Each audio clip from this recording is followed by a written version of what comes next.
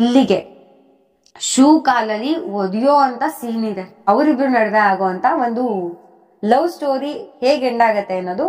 ಆ ರೀತಿಯ ಮಹಿಳೆಯರು ಎಲ್ಲರೂ ಕೂಡ ತಮ್ಮ ಸುಖಕ್ಕಾಗಿ ತಮ್ಮ ಶೋಕಿಗಾಗಿ ಆ ವೃತ್ತಿಯನ್ನ ಆಯ್ಕೊಂಡಿರಲ್ಲ ಅಂತ ಇದೊಂದು ಲವ್ ಸ್ಟೋರಿ. ಕೆಲವೊಂದು ವಿಷಯಗಳ ಬಗ್ಗೆ ತುಂಬಾ ಓಪನ್ ಆಗಿ ಮಾತಾಡ್ತಿದ್ದಾರೆ ಅಂತ ಮುಜುಗರ ಆಗಬಹುದು. ಒಂದೇ ಒಂದ್ ಸೀನ್ ಎಕ್ಸ್ಪ್ಲೈನ್ ಮಾಡ್ಬೇಕನ್ಸ್ತದೆ. ನಾನು ಕತೆ ಬಿಟ್ಕೊಡಕ್ಕೆ ಇಷ್ಟಪಡಲ್ಲ. ಇದ್ರಲ್ಲಿ ಡಿಸಿಷನ್ ತಗೊಂಡ್ರೆ ಯಾವ ಇದು ಪ್ರಾಬ್ಲಮ್ ಅಲ್ಲಿ ಹೋಗಿ ಸಿಕ್ಕಾಕೊಳ್ತೀವಿ ಅಂತ ಒಂಚೂರು ಐಡಿಯಾ ಬರ್ದೇ ಇರೋ ತರ ಬೆಳೆಸ್ಬಿಡ್ತೀರಾ ಹುಡುಗಿರ್ನ. ಒಂದು ಹೀರೋಯಿನ್ ಗ್ಲಾಮರಸ್ ಆಗಿ ಅದೋ ಒಂದು ಸಾಂಗಿಗೆ ಅಂತ ಅರ್ಧಂಬರ್ಧ ಬಟ್ಟೆ ಹಾಕೊಳ್ಳೋದು ಅದೆಲ್ಲ ಒಂಥರ ಬೇರೆ ವಿಷಯ. ಎಲ್ರಿಗೂ ನಮಸ್ಕಾರ. ನಮ್ಮ ಚಾನೆಲ್ನ ಇನ್ನೊಂದು ವಿಡಿಯೋ ಇನ್ನೊಂದು ರಿವ್ಯೂಗೆ ನಿಮಗೆಲ್ಲ ಸ್ವಾಗತ. ಒಂದು ಹೆಣ್ಣು ಒಬ್ಬಂಟಿ ಮಹಿಳೆಯಾಗಿ ತನ್ನ ಮಗುನ ನೋಡ್ಕೊಳ್ಳೋದು ಎಷ್ಟು ದೊಡ್ಡ ಜವಾಬ್ದಾರಿ ಅಂತ ತುಂಬ ಜನ ಹತ್ರದಿಂದ ನೋಡಿ ಅರ್ಥ ಮಾಡ್ಕೊಂಡಿರ್ತೀರ ಯಾರೋ ಒಬ್ರನ್ನ ಲೈಫಲ್ಲಿ, ಅಥವಾ ಕೆಲವರು ತಾವೇ ಅನುಭವಿಸ್ತಾ ಇರ್ತೀರ. ಐನೋ ತುಂಬ ಜನ ತುಂಬ ಕಷ್ಟಪಟ್ಟು ತಮ್ಮ ಮಕ್ಕಳನ್ನ ಯಾವುದೇ ಗಂಡಸಿನ ಸಹಾಯವಿಲ್ಲದೆ ಅಥವಾ ಗಂಡ ಬೇಜವಾಬ್ದಾರಿತನದಿಂದ ಬೆಳೀತಿದ್ದಾಗ ಅವರಿಂದ ತಪ್ಪಿಸಿ ಆ ಮಗು ಲೈಫ್ನ ಸೆಕ್ಯೂರ್ ಮಾಡೋಕ್ಕೆ ಅಂತ ಟ್ರೈ ಮಾಡ್ತಾ ಇರ್ತೀರ ಅಲ್ವಾ. ನಮ್ಮ ಹೀರೋಯಿನ್ ಕೂಡ ಅದೇ ರೀತಿ ಒಂದು ಕ್ಯಾರೆಕ್ಟರ್. ಯಾಕಂದರೆ ಅವಳ ಗಂಡಂಗೆ ಜವಾಬ್ದಾರಿ ಇರಲ್ಲ, ಸೊ ಅವಳೇ ತನ್ನ ಮಗುನ ಜವಾಬ್ದಾರಿಯುತವಾಗಿ ನೋಡ್ಕೋತಾ ಇರ್ತಾಳೆ. ಅವರಿಬ್ರು ತುಂಬಾ ಹ್ಯಾಪಿ ಆಗಿರ್ತಾರೆ. ನಾನು ಮಾತಾಡ್ತಾ ಇರೋದು ಕಮಲ್ ಶ್ರೀದೇವಿ ಸಿನಿಮಾ ಬಗ್ಗೆ.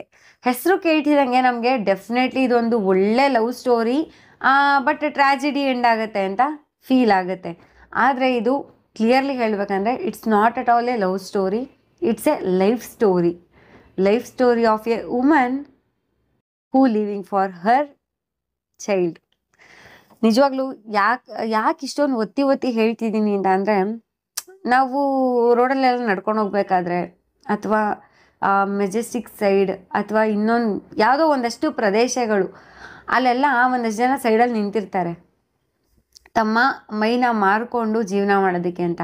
ಅವ್ರನ್ನೆಲ್ಲ ನೋಡಿ ಆ ಕ್ಷಣಕ್ಕೆ ನಮಗೆ ಬೇಜಾರು ಆಗುತ್ತೆ. ಅಟ್ ದ ಸೇಮ್ ಟೈಮ್ ಕೆಲವರು ಅಸಹ್ಯ ಪಡೋರು ಇದ್ದಾರೆ.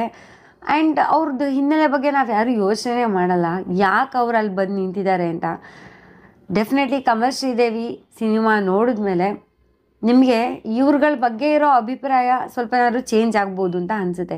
ಬಿಕಾಸ್ ಎಲ್ಲ ಆ ರೀತಿಯ ಮಹಿಳೆಯರು ಎಲ್ಲರೂ ಕೂಡ ತಮ್ಮ ಸುಖಕ್ಕಾಗಿ ತಮ್ಮ ಶೋಕಿಗಾಗಿ ಆ ವೃತ್ತಿಯನ್ನು ಆಯ್ಕೊಂಡಿರಲ್ಲ ಅಂತ ನಿಮಗೆ ಒಂದು ರಿಯಲೈಸೇಷನ್ ಆದರೂ ಆಗಬಹುದು ಅಂತ ನನ್ನ ಅಭಿಪ್ರಾಯ. ಸೊ ಹೋಗಲಿ, ಸ್ಟೋರಿಗೆ ಬರೋಣ. ಇವಾಗ ಸಾಕು ಗ್ಯಾನ್ ಕೊಟ್ಟಿದ್ದು, ಸ್ಟೋರಿಗೆ ಬಂದ್ಬೇಡ. ಸಿನಿಮಾ ಹೇಗಿದೆ ಅಂತ ಹೇಳ್ತೀನಿ. ನನಗನ್ಸಿದ್ದು ಇದು ಕಂಪ್ಲೀಟ್ಲಿ ನನ್ನ ಅಭಿಪ್ರಾಯ. ನಾನು ಬೇರೆಯವ್ರ ಅಭಿಪ್ರಾಯನ ಕಲೆಕ್ಟ್ ಮಾಡ್ಕೊಂಡು ಬಂದು ಇಲ್ಲಿ ಹೇಳ್ತಾ ಇಲ್ಲ, ಅಥವಾ ತುಂಬ ಏನೋ ಸಿನಿಮಾನ ತುಂಬ ಪ್ರಮೋಟ್ ಮಾಡಿಬಿಡ್ಬೇಕು ಅಂತಲೂ ಹೇಳ್ತಾ ಇಲ್ಲ. ನನಗೆ ಡೆಫಿನೆಟ್ಲಿ ಸಿನಿಮಾ ಇಷ್ಟ ಆಯಿತು, ಅದಕ್ಕೋಸ್ಕರ ಇವತ್ತಿಲ್ಲಿ ಬಂದು ಮಾತಾಡ್ತಾ ಇದ್ದೀನಿ. ನಾನು ಫಸ್ಟ್ ಆಫ್ ಆಲ್ ಟ್ರೈಲರ್ ನೋಡ್ಕೊಂಡು ಹೋಗಿಲ್ಲ. ಸೊ ನನಗೆ ಆ ಸಿನಿಮಾ ಹೇಗಿರುತ್ತೆ, ಒಂದು ಲೈನ್ ಏನು ಅನ್ನೋದು ಒಂದು ಚೂರು ಐಡಿಯಾ ಇರಲಿಲ್ಲ. ನಾನು ಮ್ಯಾಕ್ಸಿಮಮ್ ಟೈಮ್ಸ್ ನಿಮಗೆಲ್ಲ ಹೇಳ್ತಿರ್ತೀನಿ ನಾನು ಟ್ರೈಲರ್ ನೋಡ್ಬಿಟ್ಟು ಸಿನಿಮಾ ನೋಡಲ್ಲ ಅಂತ. ಇದನ್ನು ಹಾಗೆ ಮಾಡಿದ್ದು. ಅದಕ್ಕೆ ನಾನು ಅಂದ್ಕೊಂಡು ಹೋಗಿದ್ದೆ ಇದೊಂದು ಲವ್ ಸ್ಟೋರಿ. ಕಮಲ್ ಶ್ರೀದೇವಿನೋ ಇಬ್ಬರು ಕಪಲ್ ಇರ್ತಾರೆ, ಅವರಿಬ್ರು ನಡುವೆ ಆಗುವಂಥ ಒಂದು ಲವ್ ಸ್ಟೋರಿ ಹೇಗೆ ಎಂಡ್ ಆಗುತ್ತೆ ಅನ್ನೋದು ಕತೆ ಅಂತ ನಾನು ಅಂದ್ಕೊಂಡಿದ್ದೆ. ಬಟ್ ಇದು ಕಥೆನೇ ಬೇರೆ ಇದೆ. Kamal he is a director, movie director ಆಗಿರ್ತಾರೆ. ಶ್ರೀದೇವಿ ಅಂದರೆ ನಮ್ಮ ಹೀರೋಯಿನ್ ಆಲ್ರೆಡಿ ನಿಮಗೆ ಇಂಟ್ರೋದಲ್ಲಿ ಹೇಳಿರೋ ಹಾಗೆ ಯಾವ ವೃತ್ತಿನ ಆಯ್ಕೆ ಮಾಡ್ಕೊಂಡಿರ್ತಾರೆ ಅಂತ ನಿಮಗೆ ಗೊತ್ತಾಗಿರುತ್ತೆ. ಆ ವೃತ್ತಿನ ಯಾಕೆ ಆಯ್ಕೆ ಮಾಡಿಕೊಂಡ್ರು, ಯಾವ ಥರ ಪರಿಸ್ಥಿತಿ ಬಂತು, ಅದನ್ನು ಆಯ್ಕೆ ಮಾಡ್ಕೊಳ್ಳೋಕೆ ಕಾರಣ ಏನು, ಆ್ಯಂಡ್ ಆಯ್ಕೆ ಮಾಡ್ಕೊಂಡ್ಮೇಲೆ ಅವರು ಸರಿ ಮಾಡಿದ್ರು ಅಂತ ಅನ್ನಿಸ್ತಾ, ತಪ್ಪು ಮಾಡಿದ್ರು ಅಂತ ಅನ್ನಿಸ್ತಾ, ಯಾವ್ಯಾವ ರೀತಿ ಕಸ್ಟಮರ್ಸ್ ಬರೋಕ್ಕೆ ಸ್ಟಾರ್ಟ್ ಆದರು, ಇದೆಲ್ಲ ಒಂದು ಜರ್ನಿ. ನಿಜವಾಗ್ಲೂ ಸಿನಿಮಾ ನೋಡ್ಬೇಕಾದ್ರೆ ಕೆಲವೊಂದು ಪಾಯಿಂಟ್ಸಲ್ಲಿ ನಮ್ಗೆ ಅನಿಸುತ್ತೆ ಇಷ್ಟು ಫೌಲ್ ಲ್ಯಾಂಗ್ವೇಜ್ ಬೇಕಿತ್ತಾ ಅಂತ ಅನಿಸ್ಬಹುದು. ಯಾಕಂದರೆ ತುಂಬ ಜನ ಈ ಲೋಕಲ್ ಪ್ರದೇಶಗಳು ಅಂತ ಕೆಲವೊಂದು ಇರುತ್ತೆ. ಈಗ ಎಕ್ಸಾಂಪಲ್ ನಾನು ಮೆಜೆಸ್ಟಿಕ್ ಎಕ್ಸಾಂಪಲ್ ಕೊಟ್ಟೆ. ಅದೇ ಥರ ಗಾಂಧಿನಗರ ಮತ್ತು ಕೆಲವೊಂದು ಒಳಗೆ ಏರಿಯಾಗಳಿರುತ್ತಲ್ಲ, ಅಂಥದ್ದೆಲ್ಲ ತುಂಬ ಲೋಕಲ್ ಆಗಿರುತ್ತೆ. ಅಲ್ಲೆಲ್ಲ ಜನಗಳ ಭಾಷೆ ಕೆಲವೊಂದು ಸತಿ ಹೀಗೆ ಇರುತ್ತೆ ಅಂತ ಕೇಳ್ಪಟ್ಟಿದ್ದೀವಿ. ಆ್ಯಂಡ್ ಗಾಂಧಿನಗರಕ್ಕೆ ಯಾವ್ದಾದ್ರು ಥಿಯೇಟರ್ಗೆ ಕವರೇಜ್ಗೆ ಅದಕ್ಕೆ ಇದಕ್ಕೆ ಅಂತ ಹೋದಾಗ ಅಲ್ಲೇ ಒಂದಷ್ಟು ಹೋಟೆಲ್ಸ್ಗಳು ಅಕ್ಕಪಕ್ಕ ಆ ಕಡೆ ಇರೋದೆಲ್ಲ ನಾವು ಒಬ್ಸರ್ವ್ ಮಾಡಿರ್ತೀವಿ. ಹಾಗಾಗಿ ಅದೇ ಪ್ಲೇಸಲ್ಲಿ ಇದು ಒಂದು ಘಟನೆ ನಡೆದಿರಬಹುದು ಅಂತ ಊಹಿಸ್ಕೋಬೋದು ನೀವು. ತುಂಬಾ ಕೆಲವೊಂದು ವರ್ಡ್ಸ್ಗಳು ಈ ಥರ ಎನ್ವಿರಾನ್ಮೆಂಟಿಗೆ ಹೊಸದಾಗಿ ಎಂಟ್ರಿ ಕೊಟ್ಟವ್ರಿಗೆ ಬ್ಯಾಡ್ ಅಂತ ಅನ್ನಿಸ್ಬಹುದು. ಆದರೆ ಡೆಫಿನೆಟ್ಲಿ ಇದು ಫ್ಯಾಮಿಲಿ ಕೂತ್ಕೊಂಡು ನೋಡಬಹುದಾಗಿರುವಂತಹ ಸಿನಿಮಾ, ನೋಡಬಹುದಾಗಿದೆ ಅನ್ನೋದಕ್ಕಿಂತ ಹೆಚ್ಚಾಗಿ ನೋಡಬೇಕಾದಂಥ ಸಿನಿಮಾ. ಯಾಕಂದರೆ ನೀವು ಒಂದು ಹುಡುಗಿಗೆ ಚೆನ್ನಾಗಿ ಕಂಫರ್ಟ್ ಝೋನಲ್ಲಿ ಬೆಳೆಸ್ಬಿಡ್ತೀರಾ. ಹೊರಗಡೆ ಪ್ರಪಂಚ ಹೇಗಿದೆ, ಅಲ್ಲಿ ಏನೇನು ಕಷ್ಟಗಳು ಬರುತ್ತೆ, ನಾವು ಯಾವ ಡಿಸಿಷನ್ ತೊಗೊಂಡ್ರೆ ಯಾವ ಇದು ಪ್ರಾಬ್ಲಮಲ್ಲಿ ಹೋಗಿ ಸಿಕ್ಕಾಕೊಳ್ತೀವಿ ಅಂತ ಒಂಚೂರು ಐಡಿಯಾ ಬರದೇ ಇರೋ ಥರ ಬೆಳೆಸ್ಬಿಡ್ತೀರಾ ಹುಡುಗಿರ್ನ. ಆದರೆ ಇಂಡಿವಿಜುವಲ್ ಆಗಿ ಲೈಫ್ ಲೀಡ್ ಮಾಡೋಕ್ಕೆ ಸ್ಟಾರ್ಟ್ ಮಾಡಿದಾಗ, ಒಂದು ಮದುವೆ ಆದಮೇಲೆ, ಅದೊಂದು ಮದುವೆ ಕಿತ್ತೋದ್ಮೇಲೆ, ಅಥವಾ ಲೈಫಲ್ಲಿ ಏನೋ ಅಚಾನಕ್ಕಾಗಿ ಒಂದು ಕಮಿಟ್ಮೆಂಟ್ ಬರುತ್ತೆ, ಅದನ್ನು ನಿಭಾಯಿಸೋಕ್ಕೆ ಆ ಲೇಡಿಗೆ ಏನು ಮಾಡಬೇಕಂತ ಗೊತ್ತಾಗಲ್ಲ. ಅದಕ್ಕೆ ಯಾವಾಗಲೂ ಹೇಳೋದು, ಹೆಣ್ಮಕ್ಳನ್ನ ಎಜುಕೇಟ್ ಮಾಡಬೇಕು. ಯಾಕೆ ಒಂದು ಕೆಲಸದಲ್ಲಿರಬೇಕು ಹೆಣ್ಮಕ್ಳು, ಮದುವೆ ಆದಮೇಲೂ ಏನಕ್ಕೆ ಕೆಲಸ ಮಾಡ್ತಾ ಇರಬೇಕು, ಏನಕ್ಕೆ ಕೆಲಸ ಕಂಟಿನ್ಯೂ ಮಾಡಬೇಕಂತ ಅಂದರೆ ದಿಸ್ ಈಸ್ ಬೆಸ್ಟ್ ಎಕ್ಸಾಂಪಲ್ ಅಂತ ಹೇಳ್ಬೋದು. ಕೈಯಲ್ಲಿ ಏನು ಕೆಲಸ ಇಲ್ಲ ಅಂತ ಅಂದಾಗ ಕೆಲವ್ರಿಗೆ ಹೆಣ್ಮಕ್ಳಿಗೆ ಎಜುಕೇಷನ್ ಇರಲ್ಲ, ಸೊ ಪರ್ಮನೆಂಟಾಗಿ ಒಂದು ಜಾಬ್ ಅಂತ ಏನೂ ಇರಲ್ಲ, ತಿಂಗಳ ಸಂಬಳ ಬರೋ ಥರ. ಕೆಲವು ಹೆಣ್ಮಕ್ಳು ಎಲ್ಲೋ ಒಂದು ಕಡೆ ಹೋಗಿ ಆ ಪಾಂಪ್ಲೆಟ್ಸ್ ಹಂಚೋದಾಗಿರ್ಬೋದು, ಯಾವುದೋ ಒಂದು ಪ್ರಮೋಷನಲ್ ಆ್ಯಕ್ಟಿವಿಟೀಸಲ್ಲಿ ಭಾಗವಹಿಸೋದು. ಅಂದರೆ ಇವಾಗ ಯಾವುದೋ ಒಂದು ವೆಹಿಕಲ್ ಇರುತ್ತೆ, ಒಂದು ಏನೋ ಒಂದು ಪ್ರಾಡಕ್ಟ್ ಇರುತ್ತೆ, ಅದನ್ನು ಪ್ರಮೋಷನ್ ಮಾಡೋಕ್ಕೆ ಅಂತ ಈ ರೋಡ್ ಸೈಡೆಲ್ಲ ಛತ್ರಿ ಹಿಡ್ಕೊಂಡು ಒಂದು ಇದನ್ನು ಹಾಕೊಂಡು ಟೆಂಟ್ ಹಾಕೊಂಡೆಲ್ಲ ಇರ್ತಾರಲ್ವ, ಆ ಥರ ಎಲ್ಲ ಕೆಲಸ ಮಾಡ್ತಿರ್ತಾರೆ. ಮತ್ತು ಮನೆ ಮುಂದೆ ಹೋಗ್ಬಿಟ್ಟು ಆ ಫೋನಲ್ಲಿ ಏನೋ ಒಂದು ಮಿಸ್ ಕಾಲ್ ಕೊಡಿ, ನಮಗೆ ಒಂದು ಪಾಯಿಂಟ್ಸ್ ಬರುತ್ತೆ ಅಂತ ಏನೋ ಕೇಳ್ಕೊಂಡು ಬಂದಿರ್ತಾರೆ, ನಿಮಗೆ ಗೊತ್ತಿರುತ್ತೆ. ಈ ಥರ ಎಲ್ಲ ಅನ್ಸರ್ಟೈನಿಟಿ ಇರೋವಂಥ ಕೆಲಸಗಳನ್ನ ಮಾಡ್ತಿರ್ತಾರೆ. ಅಂದರೆ ಅವ್ರಿಗೆ ಆ ದಿನ ಕೆಲಸ ಮಾಡಿದ್ರೆ ಆ ದಿನ ಊಟ, ಆ ಥರ ಇರುತ್ತೆ. ಮಂತ್ಲಿ ಸ್ಯಾಲ್ರಿ ಬರಲ್ಲ, ಯಾವುದೇ ಲೈಫ್ ಸೆಕ್ಯೂರಿಟಿ ಇರಲ್ಲ. ಅವ್ರಿಗೆ ಅಥವಾ ಅವ್ರ ಮನೇಲಿ ಯಾರಿಗೋ ಒಬ್ಬರಿಗೆ ಹೆಲ್ತ್ ಇಶ್ಯೂ ಏನೋ ಆಯಿತು ಅಂತ ಅಂದರೆ ಅದಕ್ಕೆ ಮೆಡಿಕಲ್ಸ್ ಬಿಲ್ ಕ್ಲೈಮ್ ಮಾಡೋಕ್ಕಾಗಲ್ಲ, ಯಾರೂ ಕವರೇಜ್ ಮಾಡಲ್ಲ, ಯಾವುದೂ ಪಾಲಿಸೀಸ್ಗಳು ಇವ್ರು ತೊಗೊಂಡಿರಲ್ಲ, ಹೆಲ್ತ್ ಇನ್ಶೂರೆನ್ಸ್ ಆಗಲಿ ಲೈಫ್ ಇನ್ಶೂರೆನ್ಸ್ ಆಗಲಿ ನಥಿಂಗ್. ಈ ಥರ ಆದಾಗ ನೆಕ್ಸ್ಟ್ ಪರಿಸ್ಥಿತಿ ಯಾವ ಥರ ಎದುರಿಸ್ಬೇಕಾಗತ್ತೆ ಅನ್ನೋದು ಇಲ್ಲಿ ತುಂಬ ಡೀಟೇಲ್ ಆಗಿ ತೋರಿಸಿದ್ದಾರೆ. ಯಾವ ರೀಸನ್ ಏನು ಕತೆ ಅಂತ ನಾನು ಈ ಕಥೆನ ಬಿಟ್ಕೊಡಲ್ಲ, ಬಟ್ ನಮ್ಮ ಹೀರೋಯಿನ್ಗೂ ಕೂಡ ಇದೇ ಥರ ಒಂದು ಸಿಚುವೇಶನ್ ಎದುರಾಗತ್ತೆ. ಆ ಸಿಚುವೇಶನ್ ಎದುರಾದ್ಮೇಲೆ ಅವಳು ತಗೊಳ್ಳೋ ಡಿಸಿಷನ್ ಇದೆಯಲ್ಲ, ಅದು ಅವಳ ಲೈಫ್ನ ಏನು ಮಾಡುತ್ತೆ ಅನ್ನೋದು ಈ ಕಥೆಯ ಓವರ್ ಆಲ್ ಸಾರಾಂಶ. ಇನ್ನು ಇದರಲ್ಲಿ ಮಾಮು ಅನ್ನೋ ಒಂದು ಪಾತ್ರದಲ್ಲಿ ನಮ್ಮ ಎಲ್ಲರ ಪ್ರೀತಿಯ ಮನಗೆದ್ದ ಸಪ್ತಸಾಗರದಾಚೆ ಸಿನಿಮಾದಲ್ಲಿ ಲವ್ ಯು ಮನು ನೋಡಿರ್ತೀರಾ ನೀವು, ಅವರು ಈ ಸಿನಿಮಾದಲ್ಲಿ ಮಾಮು ಅನ್ನೋ ಒಂದು ಕ್ಯಾರೆಕ್ಟರ್ ಮಾಡಿದ್ದಾರೆ. ಅಂದರೆ ಇಡೀ ಸಿನಿಮಾಗೆ ಒಂದು ಹೋಲ್ಡ್ ಇರುತ್ತೆ ಇವ್ರಿಗೂ ಅಂತ ಹೇಳ್ಬೋದು. ಯಾಕೆಂದರೆ ಎಲ್ಲ ಇದಕ್ಕೂ ಲಿಂಕ್ ಆಗಿರ್ತಾರೆ ಒಂದು ಕಡೆಯಿಂದ. ಸೊ ಎಲ್ಲ ಘಟನೆಗಳಿಗೂ ಒಂಥರ ಏನು ಹೋಲ್ಡ್ ಇದ್ದಂಗೆ ಇವರು. ಸೊ ಎಲ್ಲರೂ ಸೇರಿಸೋವಂಥ ಕ್ಯಾರೆಕ್ಟರು ಒಂದು ಕಡೆಗೆ. ಇನ್ನು ಹೀರೋಯಿನ್ ಬಂದು ಸಂಗೀತಾ ಭಟ್, ಇವರ ಆ್ಯಕ್ಟಿಂಗ್ ಬಗ್ಗೆ ಅಂತೂ ಮಾತೇ ಇಲ್ಲ. ನಿಜವಾಗ್ಲೂ ಶೀ ಈಸ್ ಸೋ ಡೆಡಿಕೇಟೆಡ್ ಅಂತ ಹೇಳ್ಬೋದು. ಆಲ್ರೆಡಿ ನಿಮಗೆಲ್ಲ ಗೊತ್ತು ಎಷ್ಟು ಸಿನಿಮಾಗಳು ಮಾಡಿದ್ದಾರೆ, ಅದರಲ್ಲಿ ಎಷ್ಟೆಷ್ಟೆಲ್ಲ ಬೋಲ್ಡ್ ಸೀನ್ಸ್ ಮಾಡಿದ್ದಾರೆ ಅಂತ. ಒಂದು ಹೀರೋಯಿನ್ನು ಗ್ಲಾಮರಸ್ ಆಗಿ ಯಾವುದೋ ಒಂದು ಸಾಂಗಿಗೆ ಅಂತ ಅರ್ಧಂಬರ್ಧ ಬಟ್ಟೆ ಹಾಕೊಳ್ಳೋದು ಅದೆಲ್ಲ ಒಂಥರ ಬೇರೆ ವಿಷಯ. ಅದನ್ನು ಎಷ್ಟೊಂದು ಜನ ಹೀರೋಯಿನ್ಗಳು ಅಕ್ಸೆಪ್ಟ್ ಮಾಡಿಕೊಂಡು ಖುಷಿಯಿಂದ ಅಕ್ಸೆಪ್ಟ್ ಮಾಡ್ಕೊಂಡು ಮಾಡ್ತಾರೆ. ಬಿಕಾಸ್ ಒಂದು ಮೇಕಪ್ ಇರುತ್ತೆ, ಒಂದು ಅದಕ್ಕೆ ಅಂತ ಆರ್ನಮೆಂಟ್ಸ್ ಇರುತ್ತೆ, ಅದಕ್ಕೆಲ್ಲ ಈಗ ಅರ್ಧಂಬರ್ಧ ಬಟ್ಟೆ ಹಾಕೊಂಡ್ರು ಒಂಥರ ಸೂಟ್ ಆಗೋ ಥರ, ಒಂಥರ ಫಾರಿನ್ ಹುಡುಗಿ ಥರ ಕಾಣಿಸೋಕ್ಕೆ ಸ್ಟಾರ್ಟ್ ಮಾಡಿಬಿಡ್ತಾರೆ. ಸೊ ಎಲ್ರಿಗೂ ಇಷ್ಟ ಆಗುತ್ತೆ. ಇದು ಬೇಸಿಕಲಿ ಒಂದು ಡಿಗ್ಲಾಮರಸ್ ಕ್ಯಾರೆಕ್ಟರ್. ಅಂದರೆ ತುಂಬ ಏನು ಕುರೂಪವಾಗಿರಲ್ಲ. ಶೀ ಈಸ್ ನ್ಯಾಚುರಲ್ ಬ್ಯೂಟಿ ಆಯಿತಾ. ಹೀರೋಯಿನ್ ಇದರಲ್ಲಿ ನ್ಯಾಚುರಲ್ ಬ್ಯೂಟಿ. ಅವಳು ಈವನ್ ಕಿವಿಗೊಂದು ಓಲೆ ಕೂಡ ಹಾಕ್ಕೊಂಡಿರಲ್ಲ, ಆ ಥರ ಒಂದು ಸಿಂಪಲ್ ಆಗಿರೋ ಪ್ಲೇನ್ ಸ್ಯಾರಿ ಉಡ್ಕೊಂಡಿರೋ ಅಂಥ ಒಂದು ಮಹಿಳೆ ತನ್ನ ಕಷ್ಟದ ಸಮಯದಲ್ಲಿ ಯಾವುದೋ ಒಂದು ಕೆಲಸನ ಆಶ್ರಯಿಸ್ತಾಳೆ. ಸೊ ಅವಳ ಲೈಫ್ ಹೇಗೆ ಟರ್ನ್ ಆಗುತ್ತೆ ಅನ್ನೋದು ನಾನು ನಿಮ್ಗೆ ಆಲ್ರೆಡಿ ಎಕ್ಸ್ಪ್ಲೈನ್ ಮಾಡಿದೆ. ಅಂಥ ಒಂದು ಹುಡುಗಿನ ಯಾರಾದರೂ ಹಿಂಸಿಸ್ಬೇಕಾದ್ರೆ, ಈಗ ಸೆರಗೆಲ್ಲ ಜಾರೋದು, ಮೈಮೇಲಿಂದ ಬಟ್ಟೆ ಆ ಕಡೆ ಈ ಕಡೆ ಆಗೋದು ಎಲ್ಲ ಸಹಜ.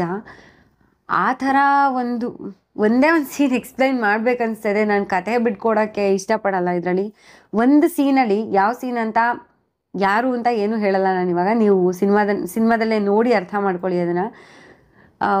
ಒಂದು ಸೀನಲ್ಲಿ ಯಾರೋ ಒಬ್ಬರು ಸಂಗೀತಾ ಭಟ್ ಅವ್ರಿಗೆ ಇಲ್ಲಿಗೆ ಶೂ ಕಾಲಲ್ಲಿ ಒದೆಯೋ ಅಂತ ಸೀನ್ ಇದೆ ಆಯಿತಾ. ಆ ಶಾರ್ಟ್ನ ಎಷ್ಟು ಕ್ಲೀನಾಗಿ ಮಾಡಿದ್ದಾರೆ ಅಂದರೆ, ಎಷ್ಟು ಡೆಡಿಕೇಟೆಡಾಗಿ ಮಾಡಿದ್ದಾರೆ ಇವರು ಅಂದರೆ ನನಗೊಂದು ಕ್ಷಣ ಆಶ್ಚರ್ಯ ಆಗೋಯ್ತು, ಮೈ ಜುಮ್ ಅಂದ್ಬಿಡ್ತು. ಸೀರಿಯಸ್ಲಿ ಮೂವಿಗೋಸ್ಕರ ಇಷ್ಟೆಲ್ಲ ಮಾಡ್ತಾರ ಇವರು ಅನ್ನೋ ಥರ. Seriously hats off to you Sangeetha ma'am. ನಿಜವಾಗ್ಲೂ ತುಂಬ ಚೆನ್ನಾಗಿ ಪರ್ಫಾರ್ಮ್ ಮಾಡಿದ್ದೀರಾ. ನಾನು ಹೊಸದಾಗಿ ಕಾಂಪ್ಲಿಮೆಂಟ್ ಕೊಡೋ ಅವಶ್ಯಕತೆ ಇಲ್ಲ. ನಿಮ್ಮ ಆ್ಯಕ್ಟಿಂಗ್ ಬಗ್ಗೆ ಇಡೀ ಕರ್ನಾಟಕದವ್ರಿಗೆ ಗೊತ್ತು, ನಿಮ್ಮ ಪರ್ಫಾರ್ಮೆನ್ಸ್ ಬಗ್ಗೆ ಎಲ್ರಿಗೂ ಗೊತ್ತು.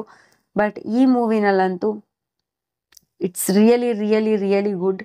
ಆ್ಯಂಡ್ ಇನ್ನು ಹೀರೋ ವಿಷಯಕ್ಕೆ ಬಂದರೆ ಕಮಲ್ ಕ್ಯಾರೆಕ್ಟರ್ನ ಸಚಿನ್ ಚೆಲುವರಾಯಸ್ವಾಮಿ ಅವ್ರು ಮಾಡಿದ್ದಾರೆ. ಇವ್ರ ಆ್ಯಕ್ಟಿಂಗಲ್ಲಿ ಲಾಸ್ಟ್ ಮೂವಿಗಿಂತ ತುಂಬಾ ಇಂಪ್ರೂವ್ಮೆಂಟ್ಸ್ ಆಗಿದೆ. ನಿಜವಾಗ್ಲೂ ತುಂಬ ಮೂವಿ ನೋಡಿದವ್ರು ಎಲ್ಲರೂ ಖುಷಿಪಟ್ಟರು. ನನಗೂ ಕೂಡ ತುಂಬಾ ಇಷ್ಟ ಆಯಿತು. ಬಿಕಾಸ್ ಇದಕ್ಕೆ ಈ ಕ್ಯಾರೆಕ್ಟರ್ಗೆ ಜಾಸ್ತಿ ಆ್ಯಕ್ಟಿಂಗ್ ಅವಶ್ಯಕತೆ ಇರಲಿಲ್ಲ. ಒಂದು settled character and at the same time ಒಂದು ಒಳ್ಳೆ ಪಾತ್ರ, ಒಂದು ಪಕ್ಕಾ ಲೋಕಲ್ ಹುಡುಗನ ಥರನೇ ಒಂದು ಡೈರೆಕ್ಟರ್. ಆದರೆ ಹೀ ಈಸ್ ನಾಟ್ ಸಕ್ಸಸ್ಫುಲ್. ಅವನಿಗೆ ತುಂಬಾ ಫೇಲ್ಯೂರ್ಸ್ ಆಗಿರುತ್ತೆ. ಆ ನೋವುಗಳನ್ನ ಮನಸ್ಸಲ್ಲಿ ಇಟ್ಕೊಂಡು ತಲೆಯಲ್ಲಿ ಇಟ್ಕೊಂಡು ಓಡಾಡ್ತಿರ್ತಾನೆ. ಆ ಥರ ಒಂದು ಕ್ಯಾರೆಕ್ಟರ್. ನಿಜವಾಗ್ಲೂ ಇದರಲ್ಲೂ ಕೂಡ ತುಂಬಾ ಚೆನ್ನಾಗಿ ಪರ್ಫಾರ್ಮೆನ್ಸ್ ಮಾಡಿದ್ದಾರೆ ಸಚಿನ್ ಅವರು ಅಂತ ಹೇಳ್ಬೋದು. ಇದರಲ್ಲಿ ಪ್ರತಿಯೊಂದು ಕ್ಯಾರೆಕ್ಟ್ರು ಬರುತ್ತಲ್ವಾ, they have given their best. ನಿಜವಾಗ್ಲೂ ತುಂಬ ಚೆನ್ನಾಗಿ ಪರ್ಫಾರ್ಮ್ ಮಾಡಿದ್ದಾರೆ. ಸೊ ನನಗೂ ಸಿನಿಮಾ ಇಷ್ಟ ಆಯಿತು. ಅಂದರೆ ಎಸ್ಪೆಷಲಿ ಲಾಸ್ಟ್ ಒಂದು 3 minutes ನಾನು ಇನ್ನೇನು ಸ್ಟೋರಿ ಮುಗೀತಲ್ಲ ಅಂತ ಎದ್ದು ಹೊರಟೆ. ಆ್ಯಕ್ಚುಲಿ ರಿವ್ಯೂ ತಗೊಳ್ತಾರಲ್ಲ, ಸೊ ಹೊರಟ್ಬಿಡೋಣ ಅಂತ. ಆ 3 minutes ಮತ್ತೆ ಕಂಟಿನ್ಯೂ ಆಯಿತು. ನಾನು ಸೀಟ್ ಎಡ್ಜಲ್ಲಿ ಹಿಂಗೆ ಕೂತಿದ್ದೀನಿ ಎದ್ದೇಳಕ್ಕೆ ಅಂತ, ಹಾಗೆ ಕೂತ್ಕೊಂಡು ನೋಡ್ತಾ ಇದ್ದೀನಿ ನಾನು. ಸೀರಿಯಸ್ಲಿ ನಂಗೆ ಆಗಿದ್ದ ಎಕ್ಸ್ಪೀರಿಯೆನ್ಸು ನನಗೆ ಆಶ್ಚರ್ಯ ಆಯಿತು. ನನ್ನ ಲಾಸ್ಟ್ 3 minutes ಇಷ್ಟೊಂದು ಹಿಡಿದಿಟ್ಕೊಂಡು ಕೂರಿಸ್ಕೊಳ್ತಾ ಅಂತ. ಆ್ಯಂಡ್ ಡೆಫಿನೆಟ್ಲಿ ನಾನು ಮತ್ತೆ ಹೇಳ್ತಿದ್ದೀನಿ, ಇಲ್ಲಿ ನಾನು ಹೇಳಿರೋ ಇಷ್ಟೂ ಅಭಿಪ್ರಾಯಗಳು ಕೂಡ ನನ್ನ ವೈಯಕ್ತಿಕ ಅಭಿಪ್ರಾಯ. ನನಗೆ ಏನು ಅನ್ನಿಸ್ತು ಸಿನಿಮಾ ನೋಡಿ ಅನ್ನೋದು ಮಾತ್ರ. ಬೇರೆಯವ್ರ ಅಭಿಪ್ರಾಯಗಳನ್ನ ನಾನು ಸಂಗ್ರಹ ಮಾಡಿ ಇಲ್ಲಿ ಹೇಳ್ತಾ ಇಲ್ಲ. ಹಾಗಾಗಿ ಇದು ಒಬ್ಬೊಬ್ರಿಗೆ ಒಂದೊಂದು ಥರ ಫೀಲ್ ಆಗಬಹುದು. I don't know. ಬಟ್ ನನಗಂತೂ ನಿಜವಾಗ್ಲೂ ಸಿನಿಮಾ ತುಂಬಾ ಇಷ್ಟ ಆಯಿತು. ಸೊ ಹೋಗಿ ಕಮಲ್ ಶ್ರೀದೇವಿನ ಒಂದ್ಸತಿ ಹಾಯ್ ಅಂತ ಮಾತಾಡ್ಸ್ಕೊಂಡು ಬಂದುಬಿಡಿ. ಡೆಫಿನೆಟ್ಲಿ ನಿಮ್ಗೆ ಇಷ್ಟ ಆಗುತ್ತೆ. ಕೆಲವೊಂದು ಸತಿ ನಿಮಗೆ ಅಲ್ಲಿ ಇಲ್ಲಿ ಒಂದು ಸ್ವಲ್ಪ ಇಷ್ಟ ಆಗಿಲ್ಲ, ಏನಪ್ಪ ಈ ಥರ ಭಾಷೆ ಎಲ್ಲ ಯೂಸ್ ಮಾಡ್ತಿದ್ದಾರೆ, ಕೆಲವೊಂದು ವಿಷಯಗಳ ಬಗ್ಗೆ ತುಂಬ ಓಪನಾಗಿ ಮಾತಾಡ್ತಿದ್ದಾರೆ ಅಂತ ಮುಜುಗರ ಆಗಬಹುದು. ಆದರೆ ಇದೆಲ್ಲ ರಿಯಲಿಸ್ಟಿಕ್ಕಾಗಿ ರಿಯಲ್ ಲೈಫಲ್ಲಿ ನಡೀತಾ ಇರೋವಂಥ ಘಟನೆಗಳಾಗಿರೋದ್ರಿಂದ ಅದ್ರ ಬಗ್ಗೆ ಎಲ್ಲ ಸ್ವಲ್ಪನಾರು ನಾಲೆಡ್ಜ್ ಇದ್ದರೆ ಯಾವತ್ತೋ ಒಂದಿನ ನಿಮ್ಮನೆ ಹೆಣ್ಮಕ್ಳು ಅಥವಾ ಯಾರೋ ಒಬ್ಬರು ಗೊತ್ತಿರುವಂತಹ ಹೆಣ್ಮಕ್ಳು ಅಲ್ಲಿಗೆ ಹೋಗಿ ಬೀಳೋ ಅಂಥದ್ದು, ಅಥವಾ ಸ್ವತಃ ನಾವೇ ಹೆಣ್ಮಕ್ಳಾಗಿ ಗೊತ್ತಿಲ್ಲದಿರೋ ಪ್ಲೇಸಲ್ಲೆಲ್ಲ ಹೋಗ್ಬಿಟ್ಟು ಕೆಲವೊಂದು ಸತಿ ಕೈ ಸುಟ್ಕೊಳ್ಳೋ ಅಂಥ ಸಿಚುವೇಶನ್ಸ್ ಬರುತ್ತಲ್ಲ. ಐ ಮೀನ್ ಯಾರ ಹತ್ರ ಹೆಂಗೆ ಬಿಹೇವ್ ಮಾಡಬೇಕು ಅನ್ನೋದನ್ನು ನೀಟಾಗಿ ಕಲ್ತ್ಕೊಳ್ತೀವಿ ಅಟ್ಲೀಸ್ಟ್. ಯಾಕೆಂದರೆ ಎಷ್ಟೋ ಜಾಗಗಳಲ್ಲಿ ತುಂಬ ಅನ್ಕಂಫರ್ಟಬಲ್ ಆಗುವಂಥ ಸಿಚುವೇಶನ್ಸ್ ಇರುತ್ತೆ. ನಾಟ್ ಓನ್ಲಿ ಬೈ ಏನೋ ಕಿರುಕುಳ ಕೊಡ್ತಾರೆ ಅದು ಇದು ಅಂತಲ್ಲ, ಕೆಲವ್ರು ಆಡೋ ಮಾತಿಂದ ಕೂಡ ನಮಗೆ ಇರಿಟೇಷನ್ ಆಗುತ್ತೆ ಅಲ್ವಾ. ಎಷ್ಟೋ ಜನ ಹೆಣ್ಮಕ್ಳು ಇದನ್ನು ಫೇಸ್ ಮಾಡ್ತಾನೆ ಇರ್ತಾರೆ. ಸೊ ಈ ಸಿನಿಮಾ ನೋಡಿದ್ರೆ ಅಟ್ಲೀಸ್ಟ್ ಯಾರ್ಯಾರು ಯಾವ್ಯಾವ ಥರ ಥಿಂಕ್ ಮಾಡ್ತಾರೆ, ಯಾರ್ಯಾರು ಯಾವ್ಯಾವ ಥರ ಕೆಟ್ಟ ಪದಗಳನ್ನ ಯೂಸ್ ಮಾಡ್ತಾರೆ, ಯಾರ್ಯಾರು ಯಾವ್ಯಾವ ಥರ ಮಾತಾಡ್ತಾರೆ, ಅಂಥವ್ರು ಯಾರು ಫಸ್ಟ್ ಆಫ್ ಆಲ್, ಅಂಥವ್ರಿಂದ ಹೇಗೆ ದೂರ ಇರಬೇಕು ಅನ್ನೋದು ಸ್ವಲ್ಪ ನಾಲೆಡ್ಜ್ ಅಂತೂ ಬರುತ್ತೆ ಅಂತ ಅನಿಸುತ್ತೆ. ಖಂಡಿತವಾಗ್ಲೂ ಈ ವಿಡಿಯೋ ನಿಮಗೆ ಇಷ್ಟ ಆಗಿದೆ, ಡೆಫಿನೆಟ್ಲಿ ಮೂವಿ ಕೂಡ ಇಷ್ಟ ಆಗುತ್ತೆ. ಹೋಗಿ ನೋಡ್ಕೊಂಡು ಬನ್ನಿ. ಮುಂದಿನ ವಿಡಿಯೋದಲ್ಲಿ ಮತ್ತೆ ಸಿಗೋಣ ಇನ್ನೊಂದು ಹೊಸ ಸಿನಿಮಾ ಹೊಸ ರಿವ್ಯೂನೊಂದಿಗೆ. ನಮಸ್ಕಾರ.